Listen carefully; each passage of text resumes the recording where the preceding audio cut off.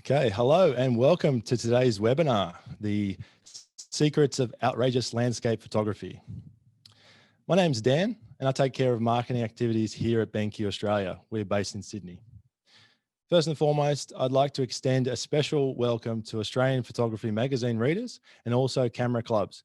We really appreciate you being here with us tonight. Before we get started, I'd like to go through the agenda and some basic housekeeping. Shortly, we'll have a presentation from our special guest, and there will be time afterwards for you to ask questions to Greg and also the BenQ Australia team.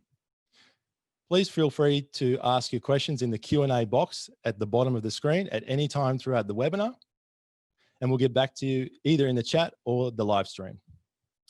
Another quick note, this webinar is being recorded for future use and will be uploaded to the BenQ Australia YouTube channel. Without further ado, I'd like to introduce you to our very special guest tonight, Greg Sullavan.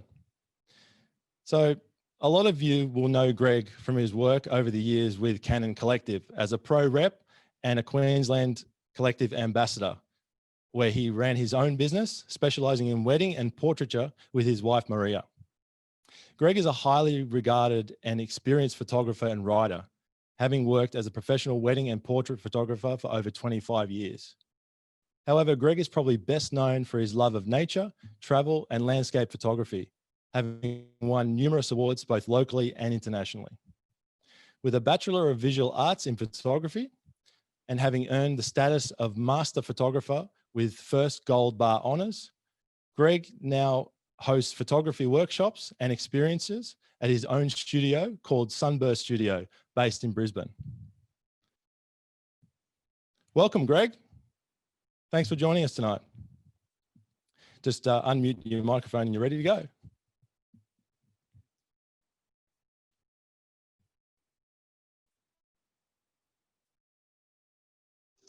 That's all right, I did it for you. Okay, am I unmuted? Can everybody hear me? I think you're ready to go. Okay, great. Thank you, Dan. Thanks for the introduction. That was very nice. Now, first question for you, Dan, is can you see my screen? We cannot see yours yet. Okay.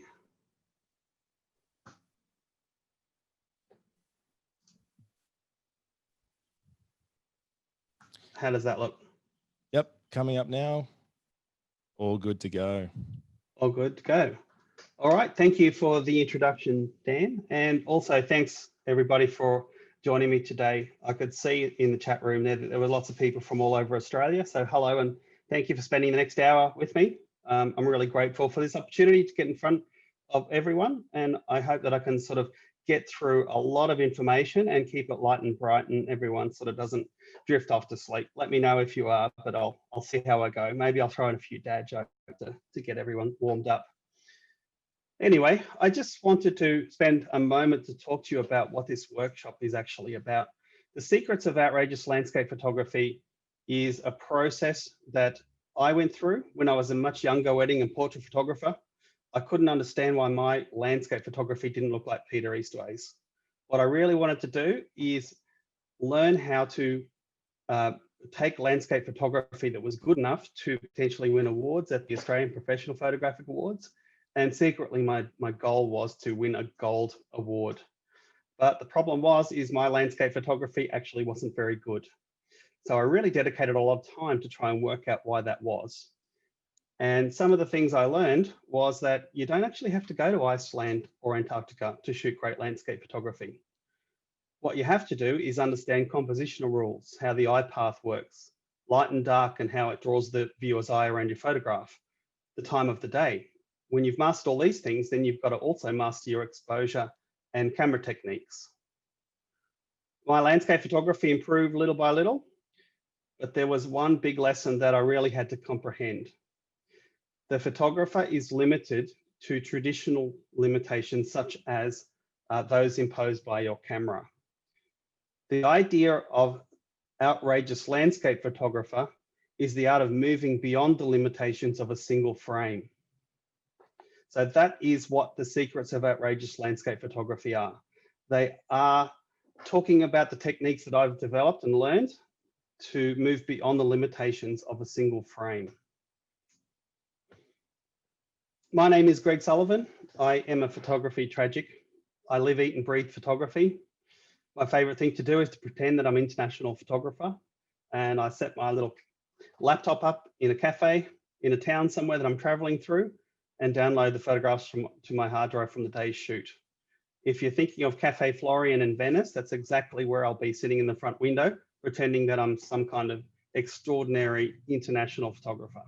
I really love that vision, and it's my dream, and that's how I kind of imagine myself. As photographers, we always have this urge to explore what's lurking around the next corner. So basically, a bit about myself. I have been a Canon Collective ambassador. As Dan mentioned, I've earned my master status with the Australian Institute of Professional Photography. I have a Bachelor of Visual Arts from the College of Art, Queensland College of Art. I'm a Getty Images contributor. I regularly write for photographic magazines, and I am the newly minted director of my own company, Sunburst Studio, based here in Brisbane. I'm also admin on our new community page called the Photographers Collective. So we mentioned, we talked about a definition and what outrageous photography actually is. It's moving beyond the limitations of your equipment. A couple of those things that are really easy to explain, for example, are your shutter speed, your focal length, depth of field, and dynamic range. As photographers, we are on this continuous journey to improve. We understand that we are limited by our cameras and lenses, and then we might choose to upgrade. But there comes a point where we ask ourselves, why don't my photographs look like someone else's? Then we start understanding that we've got to move beyond these limitations. For example, if you were to be shooting a waterfall scene, like the one in the example here, and you can't choose a shutter speed that's slow enough to reveal that lovely movement of the water coming down the waterfall, instead of compromising and just taking what you can, we use an ND filter to slow the shutter speed. So we'll be talking about this in much more detail throughout the presentation. This is a photograph that I shot at the Red Bridge in Stanthorpe. We were going to be doing a regional festival out there in the southeast corner of Queensland, but obviously a few things sort of changed with my situation, and at this stage we won't be doing that. But what I wanted to talk about is how I actually shot this photograph. It's not just a straight capture out of the camera. It's actually a 15-shot panoramic using a 3-stop graduated ND filter and a polarizing filter. So as you can see in that unblended panoramic there, you can also look around the image and see how I've actually pivoted that camera around the tripod to capture 15 images and then blended them. So not everything is as it seems. Before we can get too outrageous with camera techniques, I really need to talk about the boring stuff. It actually is my favorite stuff to do. So I don't actually have a physical list like this, but I've put this together for the presentation. It really is actually a list of things that go through my mind the day before I go to the shoot. The equipment, I just make sure my batteries are fully charged. I've set the date and time. I clean my lenses, front element and rear element. I make sure my cards are formatted, my AA batteries are charged or fresh. I make sure the tripod base plate's not in my drawer in my desk. It's actually in my camera bag, or better still on my camera, and that the screws and Allen keys are tightened to the tripod as well. I also need to stress that it's important that we have our equipment insured. The more equipment that we tend to gather as hoarders of equipment, it would be a devastating blow to lose that equipment and not actually have it replaced by your insurance when you think you're covered. I also just double check weather forecasts. I want to know where the tide's going to be. If it's a seaside shoot, I want to know when the sunrise or the sunset is going to be. I want to know where I want to park my car. Yes, I know I'm getting a little bit finicky there about, checking where the parking's going to be. And actually, sometimes I even book my spot just to make sure it's not going to be a problem. And I also check Google Earth to see what kind of tracks and things I want to discover. And I don't know about everybody else, but I actually find this fun. And it also gets my mind thinking about photography rather than whatever spreadsheet or whatever business I was considering before that moment. You might think I am just being a little bit finicky, like I mentioned, but at the same time, how many of you have got to a location and found your batteries aren't charged, or your SD cards literally sitting in your card reader, sitting back on the desk at home? So these are things as professionals that we want to just make sure we don't make those mistakes anymore. We'll leave those with the rookies. What's in the bag? I do love a good flat lay, but there is a reason I do this apart from geeking out, which I tend to do a bit as well. This is what I travel with. This is sort of my landscape travel kit. And there is a bit of a reason why I do this. The reason is that I save this image in Dropbox. That way I can prove that I was in possession of this equipment in case it's stolen or I lose it or I drop it or something like that. When I'm traveling overseas, I create a spreadsheet that also includes the weight, the replacement value, and my proof of purchase as well. Because if I'm sitting stuck in an airport and I've lost my equipment, I need to be able to prove and raise a claim and a report to the police to be able to start that process as well. I've got bad news for you. If you are relying on your insurance provided by the credit company that you booked your ticket through, just double check that your policy does cover that. From nasty learned experience, it might not actually be so. I do recommend that photographers need dedicated insurance from expert companies such as PPIB or Aon Insurance. Just quickly looking at what's in the bag, I don't really want to sort of go through the text and specs of all that stuff, but I've basically got a camera and a lens body. Then I've got another combination of a lens with the older EF series lens, but the reason I do that is because I like the RF to EF circular polarizing filter adapter in between. Flash, battery pack, wireless controller for the flash, an off-camera flash stand. I carry a filter kit with 6, 10, 15 stops of ND, circular polarizing filter, and a 3-stop soft grad, which I will talk about all this stuff again. I also use a color checker device as well from Data Color, lens cleaning cloth, tripod, and a spare battery. Now, apps. I think a good planning app is really worth its weight in gold. There's a couple out there in the market that I know that people use. My preferred app that I have invested in is PhotoPills. It'll cost about $15, and it's probably the best $15 you'll ever spend. But a lot of people get overwhelmed with the amount of widgets and information that you can actually find there. My favorite widget is the planning app, which allows me to select a location, choose a date and time, and actually see a visual representation of where the sun and moon will rise and set. The Milky Way will be visible, including the location of the galactic core. I'm looking at the middle photograph there for those following along with the presentation. You see those little white dots that are moving or will move around your screen. That is actually the Milky Way, and in where those little planets get bigger is where the galactic core is going to be. And as you sort of slide forwards and backwards on the timeline at the bottom, that Milky Way will move forwards and backwards across that screen, so you know where it's going to be at any particular time and date. It also shows you golden hour, blue hour, nautical twilight. And when you are on location, you can switch to the augmented reality feature that will actually overlay the night sky over the scene. And you can use the camera in your phone to take a real-time view of where the Milky Way will be at a certain time, and actually move your camera around the scene to show you, sorry, I'm talking about your phone camera, where those features are going to be at what time. So that way you can line your Milky Way up and know exactly where you've got to be at what time to get that shot. Okay, changing pace now. I apologize in advance if you guys are already more advanced than this, but I've got to assume that we all know nothing because there are a lot of professionals that actually don't know all this stuff. We specialize in other things, and sometimes it's the basics that get left out. So I wanted to take the time to talk about the basics. The main reason why people's landscape photographs don't stand out is because they look like everybody else's. If you were trying to take a photograph that looked like everybody else's, you'd shoot it in the middle of the day from the bleeding obvious location. Whereas when we become more experienced, we start learning more about, say, for example, the golden hour, which will, it's a magical time of the day where the primary light source, which is also known as the sun, will be on the side of the horizon there, illuminating the landscape from the side, giving the scene in front of you extra depth and dimension to the subjects in the shoot. Sorry, bear with me, dry throat. The golden hour is also known as the golden hour because it casts a beautiful warm glow over the scene, and the exposure difference between highlights and shadows are more compressed. So the contrast range between highlight and shadow is closer together. Sorry.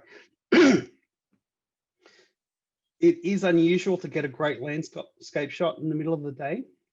So usually I tend to only really shoot during that golden hour period at sunrise or at sunset. Sorry, excuse me.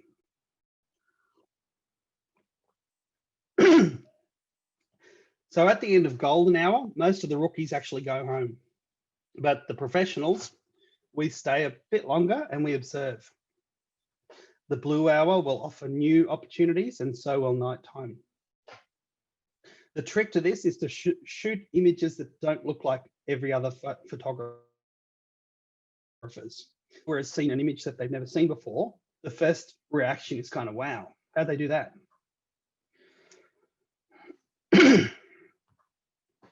The rule of thirds, my favorite. This is my favorite thing.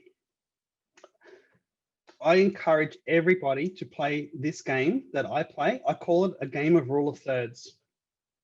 For this photograph, an example, can you line the eyeball of the swan precisely on one of the two intersecting lines? You can see I actually slightly missed it, but I still played the game and tried. The next challenge is, can you line the horizon up along the upper third line? If you are not practicing the rule of thirds, then you simply have to start. We all know that there are other compositional rules, and I do love them all, but the rule of thirds is king. For new photographers out there, I find that you tend to poo-poo these compositional rules, like, oh, you know, rules are made to be broken, and that's true.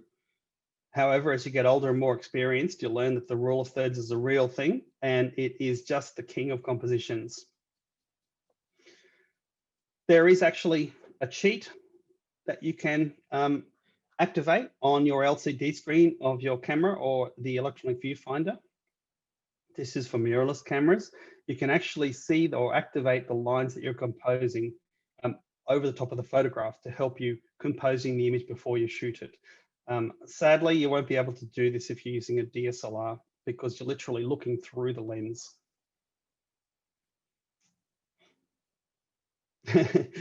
I hope you like this slide, everybody. It's pretty bleeding obvious, isn't it? Foreground interest. So apart from rule of thirds, the next thing that you've got to literally write down is foreground interest. Now, if you approach a beautiful landscape, you've got the mountains going on, you've got the clouds and the forest and the lake and everything like that. That literally should become the backdrop of your photograph. That beautiful landscape scene becomes the backdrop for your foreground interest. The idea of the foreground interest is to draw your viewer's eye into the image. It will give that beautiful background a sense of perspective as well. Now, I know that plenty of people, very, very good landscape photographers, are going to challenge me on that, but you know, let's sort of look at these sort of basic things. Here we are really looking at the basics. Now, the difference between a good landscape and a great landscape photograph is the additional elements of interest. That's what I call them. So once you've worked out your background and then your foreground interest, if you can just add one or perhaps two additional elements of interest, I like to think that a great photograph is a mystery, and each additional element is a little key that unlocks the story and rewards the viewer for taking the time to look into it. Here are a couple of photographs that I've chosen, and I want everyone looking at this presentation just to take the time for a moment to look at each one and identify the following. Where is the foreground interest in these shots?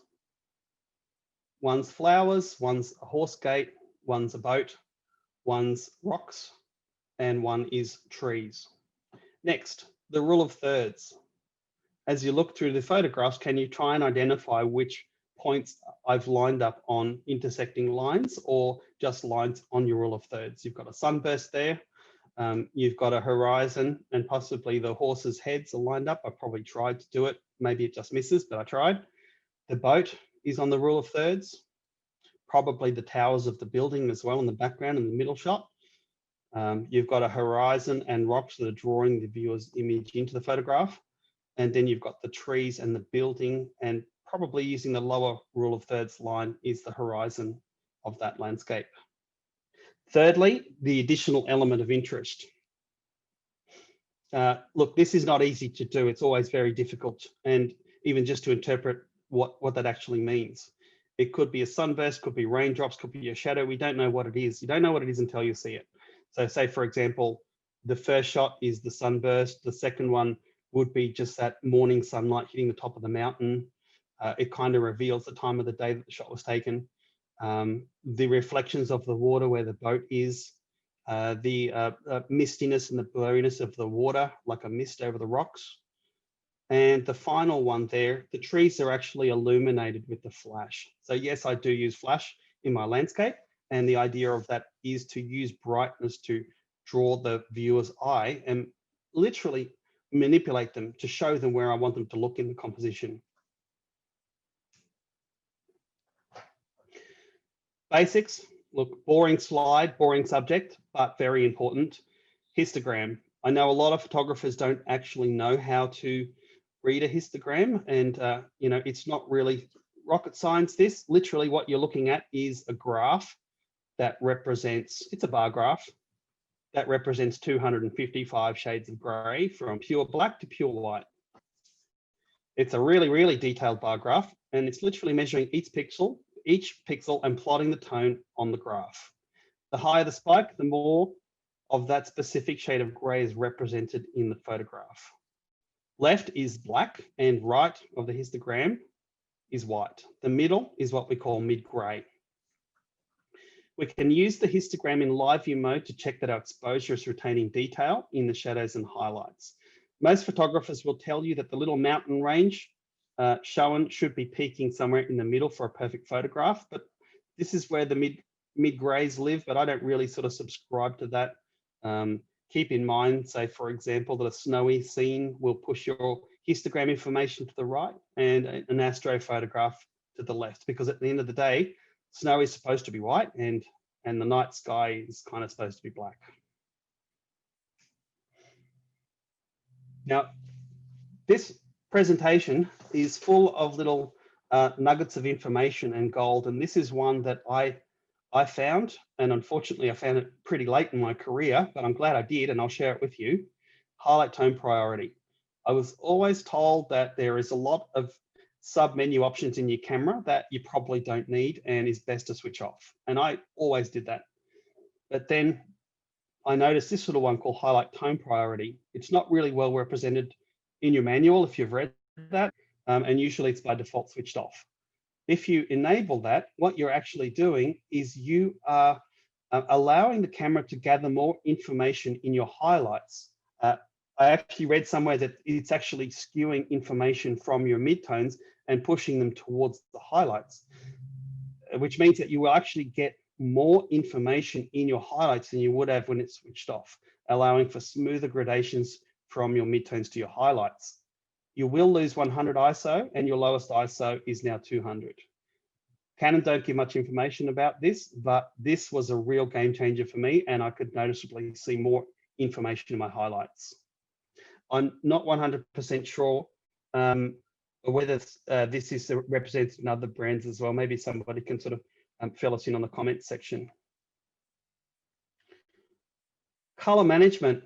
It's a little bit of a world of pain to get started in color management, because not only do you have color management photographers, you've got it for lots of different subjects as well. Like, say, for example, as a photographer, if you're shooting an interior, the periwinkle blue cushion needs to be periwinkle blue when it's reproduced. So here is your color theory 101 lesson in a single slide. Believe it or not, your camera interprets color based on how the manufacturer thinks that the human eye perceives color, and then converts it into a digital data and a series of numbers that are recorded on your SD card.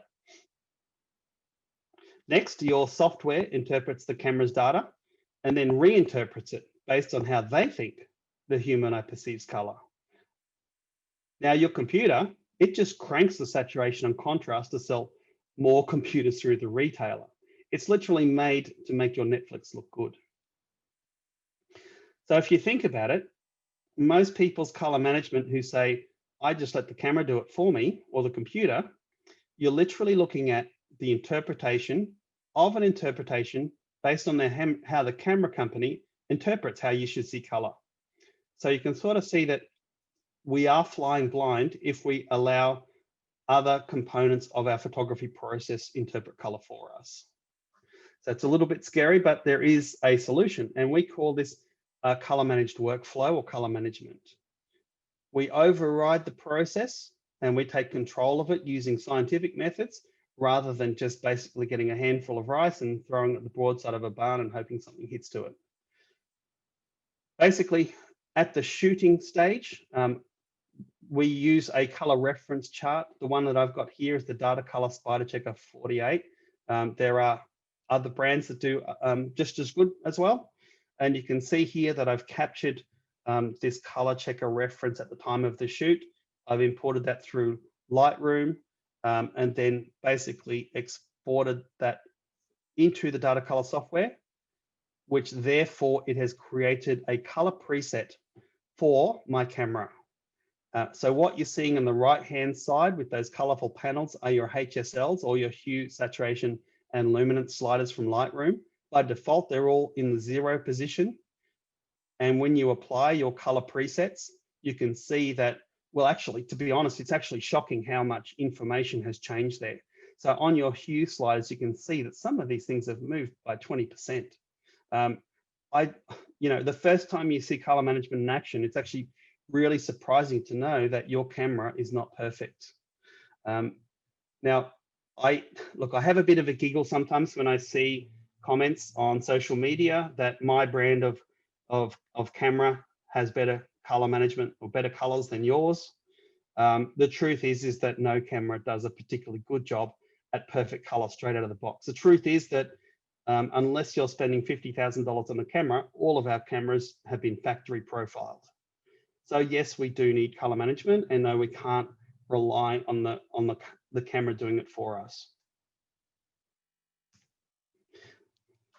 All right, so we're beyond the basics now. We're going to move into some of my outrageous techniques here. Obviously, they're not really secrets, but by putting them all together in one shoot, maybe they are. Okay, so when you look at a landscape scene in front of you, usually the sky is brighter than the bottom of the image. A lot of people ask me what the first filter is in a kit that I should put together, because the truth is, if you've looked into pricing on these filters, they are very expensive. So you don't want to make mistakes with it. Literally what you see here is a photograph of a scene at the Brisbane River, taken from one of my filter workshops. It literally is as simple as it looks. The sky is too bright for the scene. So by using my 3-stop neutral graduated filter, I can make that sky look darker. Basically bringing some of that information that maybe the camera sensor can't retain back into the dynamic range that the camera can handle. And by revealing that information, then I can play with it in the editing process. This is the first filter that I would buy when building a kit. It's the 3-stop soft grad filter. Second filter, and I've got to say that this is another one of those light bulb moments for me, a circular polarizing filter. I never really got into this. I sort of came late to what a polarizing filter does. Literally, it's just 2 pieces of glass that rotate around that actually controls the effects of polarization in the scene. Almost every scene that you photograph has some kind of element of polarization in it. You're probably used to seeing reflections on water. That would be an example of polarization in the scene. The job of your polarizing filter is to remove or cut into some of those reflections from the surfaces of glass, water, foliage, buildings, or whatever, revealing the true colors underneath the surface. An example of that would be some of those beautiful photographs that you see of Greece that have got the rich, deep blue of the Mediterranean Sea and that deep blue sky contrasting with the white buildings. This would definitely be the result of a polarizing filter at the time of shooting. The results can range from subtle to quite intense. And you just need to be careful that you don't kind of over polarizing filter everything, because it can be a bit of a mistake. It should, we probably still want our work to remain in the realms of believability just. Sometimes you might actually choose the reflection rather than whatever is lurking beneath the surface. For example, the Brisbane River. I think probably the reflections in this shot are just fine. We don't really always want to reveal the muddy brown and whatever's underneath the river there. There is a secondary benefit to using a polarizing filter, and that is that it darkens the blue sky and helps enhance the clouds, which is what the example is I've got there. ND filters. Plenty of people are going to argue that this is the first thing they should have bought. I'm going to put it at my number 3. They're literally like sunglasses for your lens. They come in increments such as 6, 10, and 15 stops, and they're designed to slow your shutter speed by the same increments. For example, a base exposure of 1/20th of a second, that might be the slowest shutter speed that your camera can achieve in the lighting. And this is a real life example. This waterfall shot that you see in the scene, the slowest shutter speed that I could achieve there on that tripod was 1/20th of a second. By using a 10-stop neutral density filter in front of the lens and using a free app called Long Exposure Calculator, I was able to then change my shutter speed in the bulb settings to 51 seconds. Not sure why it wasn't 50 seconds. I don't know why it had to be 51 seconds, but I'm sure there's a very good reason for that. But the idea of using an ultra long exposure, an exposure that's longer than is organically possible through the regular ways with your camera, is if a subject is moving while your shutter is open, then that subject is going to be blurry from movement. In landscape photography, we might choose this as an artistic way to actually show movement through our photograph. Your camera does need to be on a tripod because anything that's stationary in the scene will remain sharp, whereas the areas that move will be blurry, such as the water in this waterfall shot. Okay, next technique is HDR, or high dynamic range photography. It's a bit of a boring slide, this one, but I just wanted to show you that in your camera, there are some tools that will help you achieve HDR exposures. So the idea of a HDR is to push more exposure detail into one finished photograph. By dynamic range, I'm referring to a greater range of detail in my highlight and shadows than a single capture can retain. So if we take several photographs in quick succession and vary the exposure between shots, this is called bracketing, or a bracket sequence. We can use this feature in our camera to assist with this process. For example, we can adjust the number of images in the bracketed sequence and activate the automatic exposure bracketing feature in the camera. So when you look at the middle slide there, the highlighted area, you can see that I've actually got a 7 bracket sequence set up with 2/3 of a stop increments in between frames. If you activate the self timer in the camera, you only have to press the shutter once. It will automatically take 7 shots with 2/3 of a stop's increments in between. This technique is best performed on a tripod and set the camera to self timer, but you can actually do it handheld as well. So if you put the camera, say, on a high-speed burst and keep your finger on the shutter, it will cycle through all of the differences in the automatic exposure bracketing sequence as well.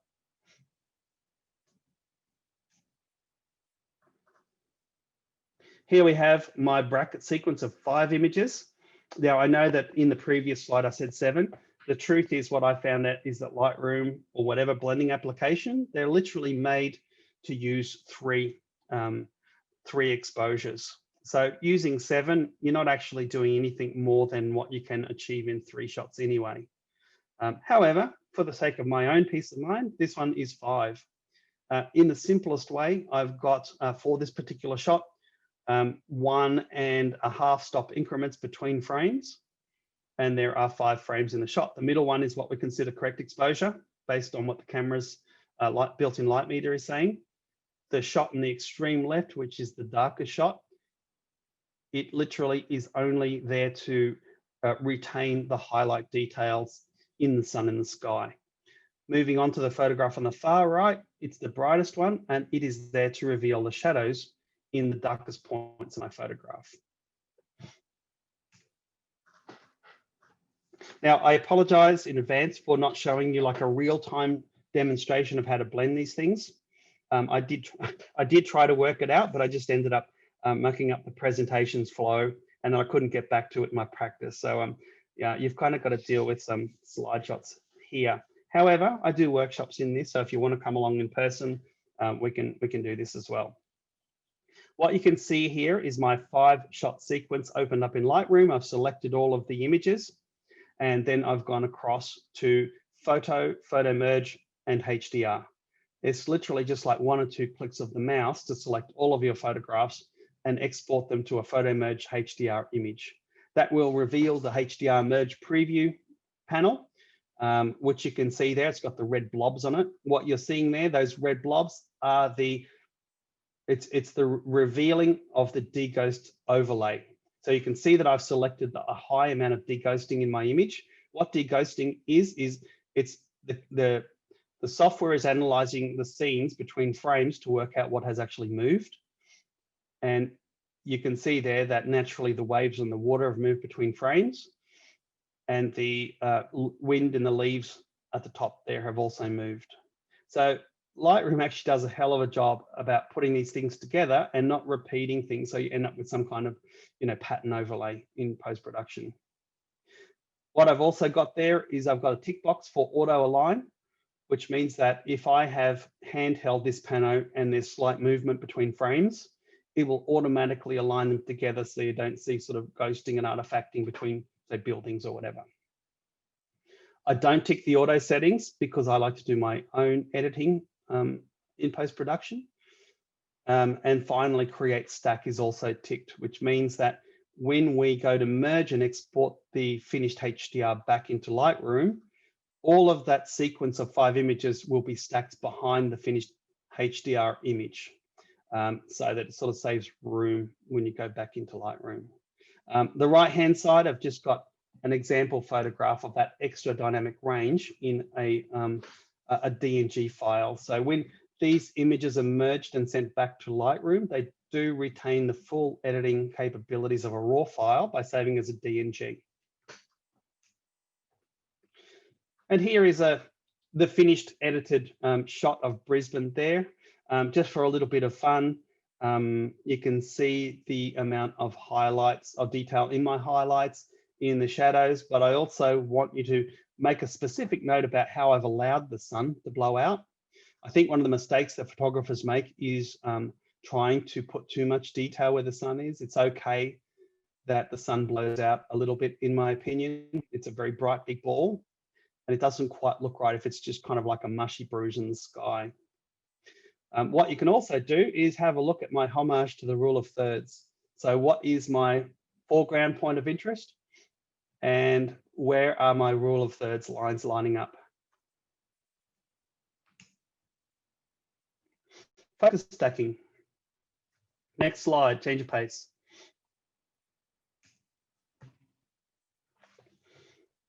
Okay, so we are limited to the depth of field that we can see in our landscape photography. Say, for example, at f11 might give me a certain amount of depth of field in my landscape photograph, or even f18, f22, whatever. I don't really like f22. I think that you will start revealing optical errors in your lens if you go for the extremes like that. But how do we get an extreme amount of, or an outrageous amount of focus from front to back in our landscape photography?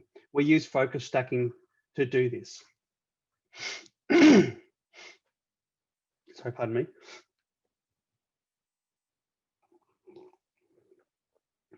Here I've got my stickman photographer, And he's thinking exactly the same thing. How many frames do I need to put together to get everything sharp from front to back using focus stacking? So he's taken 5 frames there. The very first one is literally right in front of the camera. If you are going to make a mistake in focus stacking, it's by not having enough information in your foreground. In the background, it's not quite as important because there are other laws or rules at play here, such as your hyperfocal distances. I'm not going to talk much about that here in this workshop, but if you want to have a play around with knowing more, PhotoPills has a very good app and a calculator with also an augmented reality simulation there as well. But basically what I mean by this is by the time you kind of get to the 3rd frame, depending on your lens and the optical qualities of and the aperture that you've chosen, the fact is you probably don't need 4 and 5. It's probably going to work. However, for your own peace of mind, I would recommend just grabbing a few extra frames just in case, because quite often you can't go back and reshoot it if there is a mistake.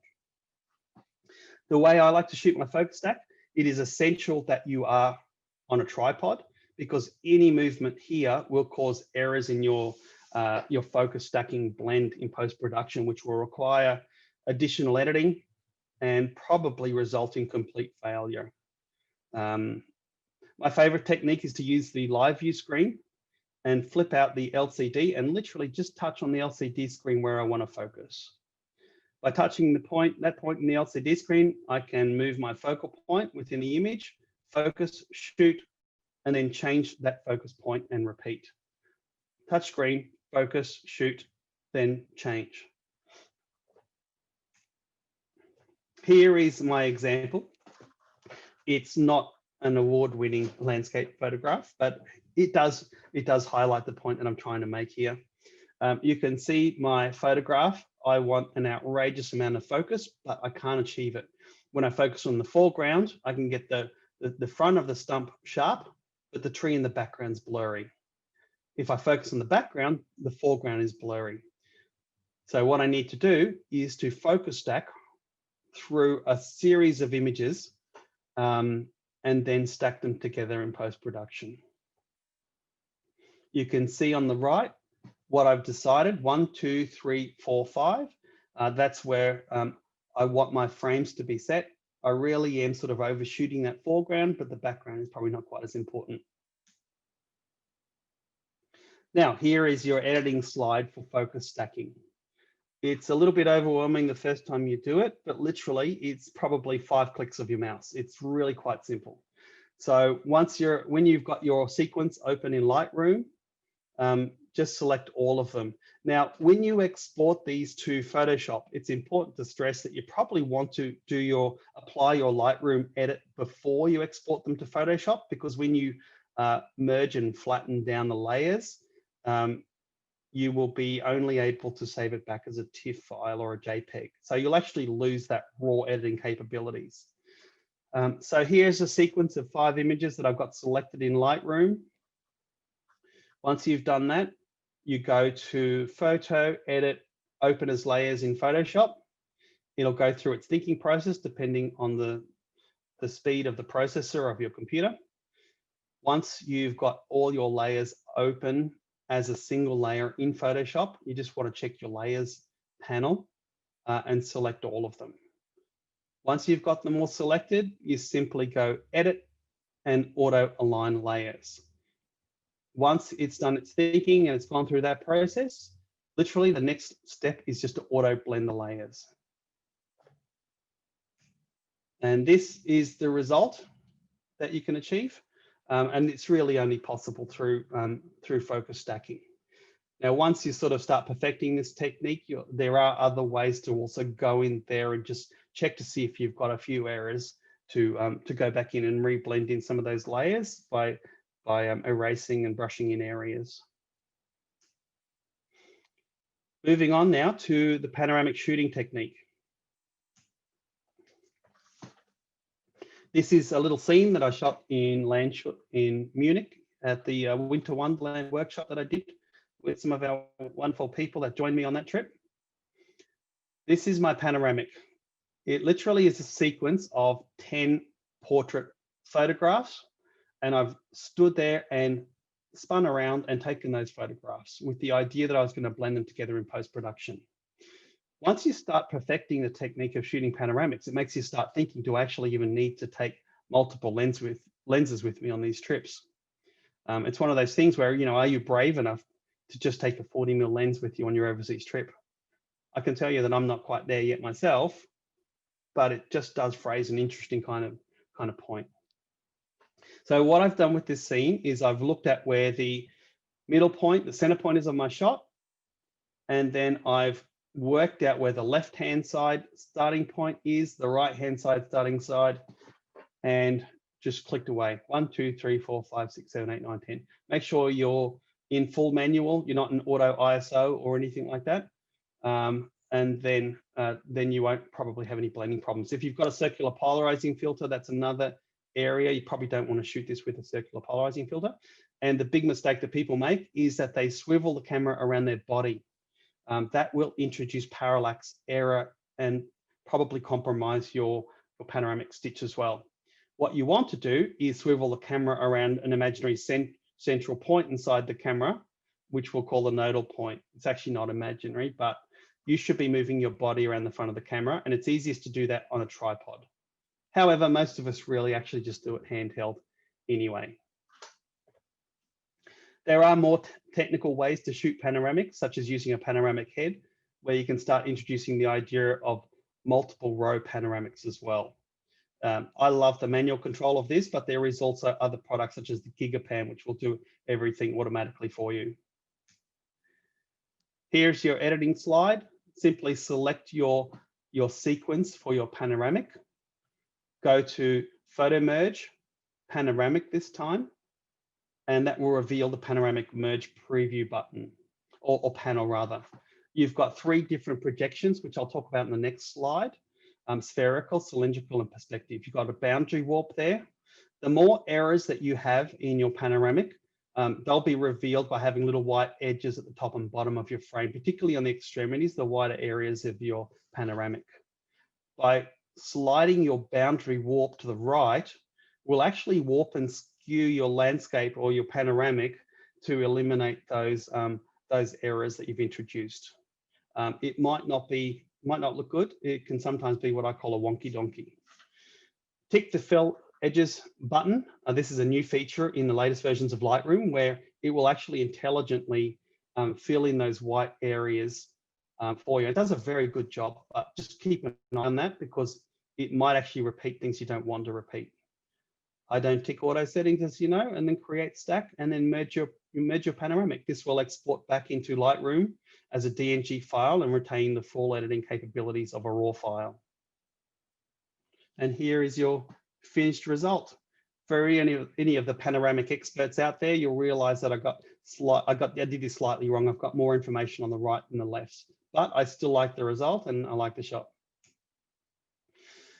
Now, I wanted to take a moment to talk about panoramic projections because this is one of those things that I didn't really understand what it did, and I just guesstimated what it was, what I liked. The spherical projection aligns and transforms the sequence as if they were mapped around a sphere, perfect for wide panos. So the picture of the sphere there, it just shows you the way that it's using its algorithms to calculate how it's going to merge it together, particularly for multiple row panos. Cylindrical projects the sequence as if it were mapped around a cylinder, hence the Coca-Cola can. It keeps the vertical line straight. And finally, perspective projects the sequence as if it were mapped to a flat surface, which is great for architectural panos. Now, moving on to a slightly more serious subject, color management. It is a world of pain. So I started you early with that data color checker shot, but literally we can't trust our eyes for color management.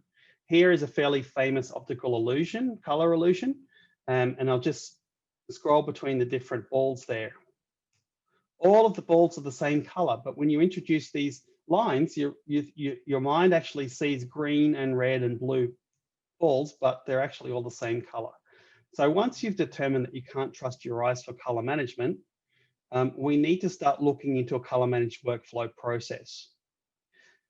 There's 3 steps to this. You need to shoot a color reference, you need to calibrate your monitor, and then you need to print using a profile, an ICC profile for the printer, ink, and paper that you're printing on.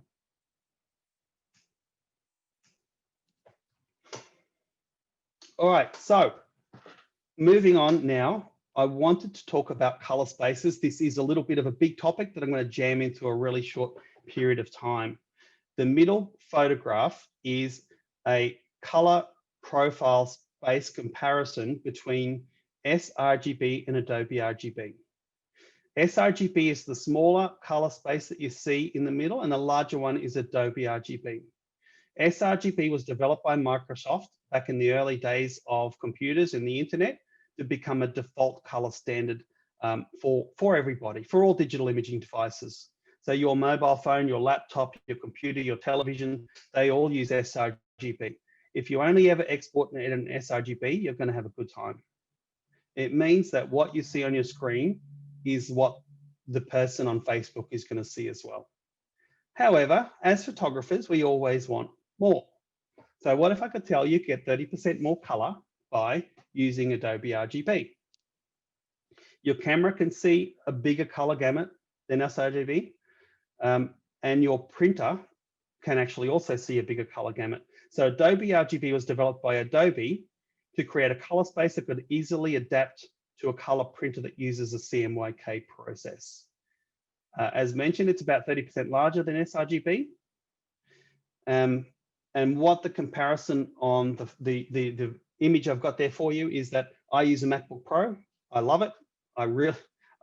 It's a great laptop. However, it can only see 100% of the sRGB gamut, which represents roughly 76% of the Adobe RGB gamut. Now, this is where I introduce my BenQ SW270, which I love. It can see 99% of the Adobe RGB gamut. The relevance of that is that so many photographers want to use the larger color space, but they are color managing on a machine like your MacBook Pro, which can't see those colors. So if you're color managing colors that you can't see, you're kind of going to end up having a bad time. You're going to have trouble with it. So if that's the case, stick to sRGB. If you want more, you need to start adopting an Adobe RGB color process. Now that's my, I've got just a couple of slides to go here. That's the end of the technical side of my presentation. What am I doing next? I'm no longer with Canon. I've been at Canon for 20 years. We have started a Facebook community called the Photographers Collective. If you go looking for it, there's a picture of a butterfly there, and you might find there's a link in the comment section. We are actually in the hunt for a new name at the moment. It's a little bit too similar to the Canon Collective. So if you've got any ideas, you know, hit us up. We're all ears, as we say. Also, we are, or who we are, it's not just my community. It's also the other admins on the page of former Canon Collective ambassadors from New South Wales, Scott Stramick, and from Victoria, Jay Collier as well. And we are all working together to create workshops and experiences. At the moment, they're really just sort of across the eastern seaboard there, but we do plan to do a lot more as well. So you can join us for a paid workshop or experience run by the former Canon Collective ambassadors. Now, finally, on my last slide, I want to leave you with a couple of thoughts because I know that there was a hell of a lot of information in that presentation. What I tell people, when you get to a scene, everybody gets overwhelmed and you forget everything. You don't know what you're looking at anymore. I tell people to sit down, put your phone away, and wait for inspiration to come to you. You'll sit there like you'll think you're a clown and this is a waste of time and you're a terrible photographer. But after a couple of minutes, you'll start seeing stuff differently. You'll be like, oh, what's that cloud doing up there? If that moves in front of the sun, what could happen as the sun goes down? Could that go orange and red? Could we get these beautiful God rays or crepuscular rays bursting out from around the cloud? Before you know it, inspiration actually comes to you and you're back away and shooting. If you sit down and pull out your mobile phone, you're probably not going to see that inspiration. So patience as a photographer is really important. Foreground interest. I don't know how to tell you any more than that. If you're not shooting with foreground interest and using the rule of thirds, you're just not in the game. When you become a super master photographer of landscape photography, you can break these rules, and I'm sure that'll be even better than using these rules. But when you're just starting out or trying to break through, these are definitely things that you should do. You'll need a good filter set. I use the Hader system, and the Photographers Collective has an arrangement with Hader. They're a very good product that won't introduce color cast into your workflow.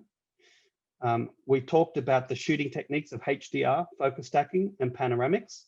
Now, you know when you're going to the next level, when you're starting to combine a couple of these things together. You might have noticed that you can actually shoot HDR panoramas as well. So that's all a bit of fun for the future, but seriously, if you haven't done this stuff before, don't try it straight away. Just sort of start mastering some of the easier techniques. Color managed workflow. Yes, it's a bit of a boring subject, but as photographers, we all know secretly that somewhere, sooner or later, we're going to have to rip the Band-Aid off and get into it. Finally, join us for a workshop some stage. We'd love to see you, be part of our friendly community, and come to some of our workshops as well. Now we're going to go back to Dan and open up to questions. We'll have 10-15 minutes of questions, yep, we'll go from there. Thanks so much, Greg. Really great presentation. And I think you've given everybody such food for thought when pushing boundaries of their equipment. I mean, we're talking about software, we're talking about hardware, the monitor that you're viewing your images on. So there's so much stuff there to unpack. I think everyone probably would do well to go back and watch the recording again and try and take in a little bit more. Even so. So, Greg, we had just a comment before the live stream started from Peter. I'll just cover this quickly. He was asking a question about relating to BenQ monitors and screen calibration. So, Peter, if you want to get in contact with us about that, feel free to click the link in the chat box there for BenQ Australia and go to the contact us section, and we can definitely help you out with that. I'm sure that Greg will probably be happy to help you with his settings of some of his monitor as well. So just reach out to either one of us, and we'll be happy to help you with that. So Greg, we got one question from Fiona. She says, what do you look for as inspiration when you're seeking locations for outrageous landscapes apart from foreground interest? Do you look at photos previously taken at locations to see what you could do more outrageously? Do you use apps for weather, cloud cover, tides, stars, etc., to help decide when to go, or do you just go on the day and work with the conditions? Sometimes both. It really depends on the mood. You know, I think that everybody's just got this little spark of creativity, and you kind of got to nurture it and go with it. So sometimes I just turn up, but that's not really the rule. If I was doing a paid job, I'd definitely be planned. So I do use apps. I use Willy Weather. I use multiple different weather apps. I check the BOM, the Bureau of Meteorology, to see what clouds are moving in. I look at the previous day's conditions as well. I Google Earth things. I work out where I'm going to park. And I actually rarely look at other photographers' work. That might surprise some people. But, you know, I think I'm lucky that I worked for Canon for so many years where I didn't have to sell my photographs to make a living. So I wasn't really influenced by other people. That meant that I was able to sort of go into a scene with fresh eyes and hopefully maximize the opportunity that's presented before me. I think sometimes we look at other people's work and try and copy it. And I think, you know, paying homage to other people's work is great. We've got to start somewhere, but sooner or later, you've got to see it with your own eyes. Otherwise, you never sort of get that creative process flowing. Perfect. Peter had another question. He's referring to why 15 images. I think you mentioned this in one of your slides. 15. No, 15 images. Yeah, I'd have to go back through my notes to see what that was referring to. That's okay. We can come back to that one. I think I don't think it was important. I just think it's probably whatever the mood was at the time. Okay, no problem. Peter also had another question. What is ISO D+2 800? What is D+2? Okay, so some of the newer cameras have got like the highlight tone priority plus, which I haven't used, and I don't know what it does compared to the standard highlight tone priority. I guess the theory is that it's ramping up even more detail in my highlights, but it's a new feature, and I really haven't played with it because I like the way that the standard highlight tone priority works. And you know, I think sometimes you get too much of a good thing. So maybe it's great, but I couldn't tell you. 800 plus is just like it's normal ISO, except that I'm in highlight tone priority, so it just adds that plus to it. So it's just really 800 ISO in highlight tone priority, just adds the plus symbol to the metadata. Peter just clarified his previous question, the 15 images on the panorama. Does that sound familiar? Okay, so the panoramic shot that I took was 10 images. It doesn't really matter. It's always a question of how much do you want in your shot. You could technically do a 360-degree panoramic if you wanted to. And the number of shots, you're not limited by any number. A lot of people will tell you that you want a 30% overlap between your frames. I don't necessarily think that's an important rule. I think the more overlap, the better, as long as you're even between those photographs. So if you work out where your center point is in your panorama, where your left-hand shot is, the first image, and your right-hand shot, that will determine how many shots you want to have in between. So if it's not a particularly large panorama, it might only be 5 shots. If it's a 360, it could be 30 shots. There's sort of no real relevance there to the number. The only mistake you'll make is if you don't have enough in between. And the other mistake you might make is having a slow shutter speed and getting excited and moving too quickly. Veronica actually sent a question, well, a comment actually, and clarified. She thinks it was the landscape at Redbridge for which the 15 images at Stanthorpe. Oh, okay. Yes, it was. Good. Yes. Thank you for pointing that out.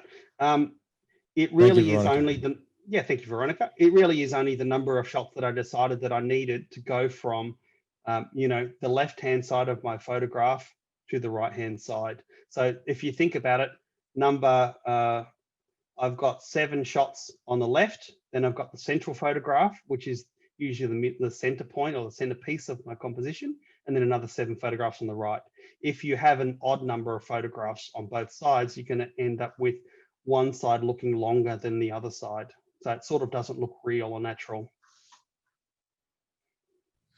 Kylie had a question. Where would you recommend getting information about how to use filters? Come to one of my workshops. We do workshops in each Short state using Hader filters. Come to one of those events. We'll have a good time. Takes about 3 hours. I'll ask you to bring a tripod, a camera, and your long exposure calculator. That's only available on the Apple Store. So in the Android, Google Play Store, you'll need a different brand of long exposure calculator. I think the Nissi app does a pretty good job. A lot of people turn up with that, and it seems to do well. And we'll go through and show you things like how to calculate your long exposures, when to apply it, what to look for, when you need a circular polarizing filter, and when you'd apply a grad filter. Usually that workshop finishes with a stacking of multiple filters. So we're using, say, the polarizing filter, the 10-stop neutral density, and the grad filter as well. So anybody who's experienced with filters will know that's a heck of a compilation of filters over the top of each other, and not have sun and flare bouncing around between your filters. Perfect. There you go, Kylie. Come and see Greg when you can. We've got a question from Chris. With the photo stacking method you use, can you advise what f-stop you would have used? Yeah, look, focus stacking can be an entire subject in its own right. I've really just looked at it from a simplest perspective. There are other softwares out there that do a better job than Lightroom. Lightroom and Photoshop literally does almost everything that a photographer could possibly want. But there are other applications that do better. So you can imagine if you've got a really shallow depth of field, like an f2.8, you're going to need more photographs. Understanding and using your hyperfocal distance calculator, which I use the PhotoPills app, will help you determine the number of shots that you might need. But I guess if you were using a rule of thumb, I like f11. In a landscape scene, it's going to give me a really nice amount of depth of field. And it'll give me a lot of latitude as well, particularly sort of when we're not shooting the exact foreground. It's really the foreground that will fail to stitch or merge or stack properly if there's a problem. So I like f11. It's a good place to start for landscape photographers. It's pretty much going to give you, a large amount of depth of field depending on the focal length of your lens. And it is a bit different if you're focus stacking macro photography, because the closer something is to your lens, which is the idea of macro photography, proportionately the depth of field is also less as well. So we start using other software applications for stacking that. All right, F11 it is. Guy had a question. What type of metering do you use? So depending on the scene, there's several different metering methods in your camera, such as evaluative, partial, spot, and center weighted average. You kind of choose the best metering method for the scene that you're shooting. So say, for example, if it was a little bird on a branch, evaluative, which is not really giving much weighting to the scene whatsoever, might not be the right mode. Otherwise, you can end up with the silhouette of a bird. Whereas spot metering is extremely accurate. It meters 3% of the central focusing area. So as long as your bird is like a mid-gray, a spot meter will give you the best result. So we really actually choose the metering for the subject that we're shooting. If you're shooting a wedding, you've got a bride in a white dress and a groom in a black jacket. There's literally going to be 8 or 9 stops of difference between them. So using spot might not be the right answer. You probably want something like a center weighted average or something like that. So you kind of got to look at the scene and make a bit of an analysis about which one is going to do the job that you want it to. Great. Shirley had a question. When you use ND, do we need to use polarizer as well? No, not at all. Sometimes you don't want to use a circular polarizing filter. As the artist, the photographer, we determine the result that we want. I suggest usually you probably do, but it's not really a rule of thumb. If you decide, say for example, you're photographing night shots of the city and you've got the river in the foreground, those lights in the foreground really actually make the shot. So to cut through those reflections and get rid of them is probably not going to enhance your image. Veronica had a question this time. What is the best way to control WB with scenes that contain sunsets and huge lighting variances, especially when photo stacking or panoramic? Sorry, would you mind just repeating that one, Dan? I didn't quite follow it. I've lost audio. Oh, sorry. What is the best way to control WB with scenes that contain sunsets and huge, I think it may be white balance. Yes, correct. With scenes that contain sunsets, huge lighting variance, especially when photo stacking or panoramic. Look, there's 2 questions there, I think, that you've got to break down. One is white balance. If it's a sunset, the question is what color do you want it to be? Usually I'd say that your sunset should be bright and golden. So I'll probably switch across to a manual Kelvins of, I don't know, 7,000 or 8,000, depending on what I want. Might even do a manual white balance shift just to sort of go into the reds and the magentas a little bit more, because I can, and I like doing it in camera. However, your white balance, if you're shooting raw, can really be changed in post-production. I like the challenge of doing it in camera. It's a lot of fun, but at the same time, it's sort of not essential if you're shooting raw. The next question was, I think, really related to how do you control a huge range of contrast between shadow and highlight, say in the middle of the day. There's no really good answer there. You just can't. You can try and you can make good, but even shooting a 7-shot sequence from black to white, it's not really going to help and it's not going to look natural. The best thing you can really do is go for something that looks good, and sometimes you're just going to kind of have to let some of that information go. Otherwise you start, look, it depends on what you like, but personally I don't really like that nuclear HDR look. It's not, I still want to try and make my stuff look fairly natural. I hope that answers that Right. question. Yeah. I think, yes, Veronica gave us the thumbs up. Because time's getting on a little bit, we'll just take a couple more questions, Greg, and then we'll wrap it up. Darren said, for your photos sent to awards, how long is your post-production? It depends if you're talking to young Greg Sullivan or the older Greg Sullivan. The young Greg Sullivan might spend hours and days on one image to win one award. I used to love making things just perfect, but it really was a learning process. And I entered those awards to make me feel like I was good enough to show my images amongst my peers, like Peter Eastway, for example. However, I think as you get a bit more mature and a bit more professional, you start realizing that time is money. And if you're spending more than 1 hour on an image, it's always good and fun to spend more than that amount of time. But you know, the truth is most of the shots that you'd see on my Instagram account, I've probably spent about 2 minutes on now. I really don't invest a lot of time in that kind of stuff. If it was for an award, look, I would probably spend about an hour now. Craig had a question about filters. Why do you use filters and not the gradient filter in Lightroom? Because if your sky is blown out, there's no information there to retain. So you can run a gradient over there, but you're not going to get that beautiful rich sky. You're just going to get muddy grays and information, just trying to grab whatever information you've got. So if the camera doesn't have the dynamic range to record that amount of highlight variance, that neutral density, graduated neutral density will just help bring that information back into the kind of dynamic range that your camera sensor can record, allowing you to then go into your post-production like Lightroom and do more with the information that's there. All right, last question for tonight from Peter. I'm interested in what you talked about HDR blending, but not manual exposure or luminosity blending for different exposures covering the dynamic range. Do you use manual or luminosity blending? So what we spoke about today in this particular workshop was really just exposure blending using basic Lightroom tools.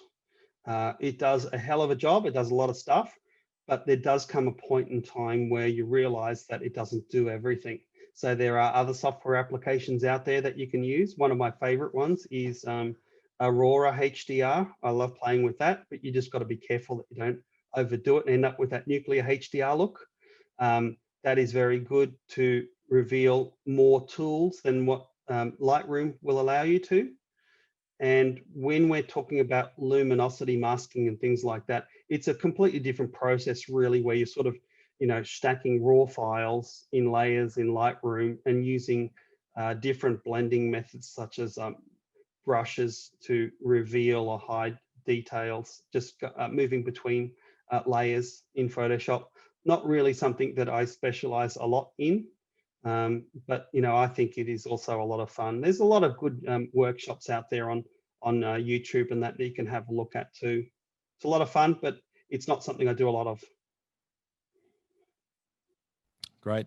Thanks so much, Greg. I think we'll wrap up the questions there. Actually, we had one naming suggestion from Martin for what you requested before, the Clique Collective or the Clique Collective. I'm not sure how it's pronounced.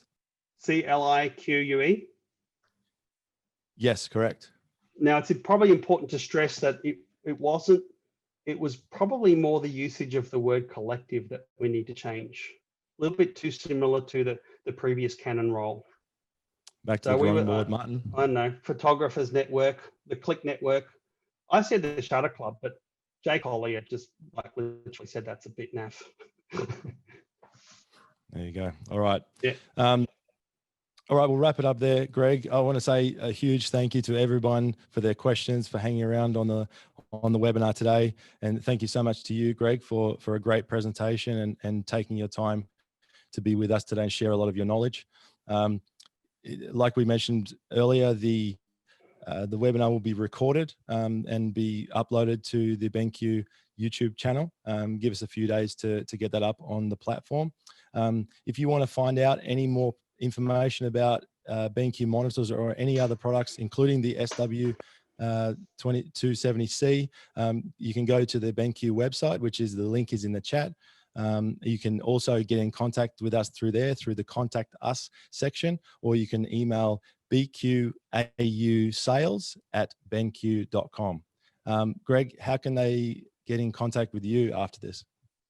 I think the best way is probably go through our community network on Facebook. You know, we're building a new page there called the Photographers Collective, as we spoke about. And there's lots of sort of like-minded people there, lots of information being shared about photography and locations and stuff. So that's probably the best place to start, and you'll find us from there. Great. And Lawrence just asked, will the slideshows be available? We can discuss that after. Greg, if you'd like to share your slides with everybody, I can pass those on as well. Thanks, Dan. All right. Thanks so much to everybody, and enjoy your night, and we'll see you on the next webinar. Thanks, Dan. Thanks, BenQ.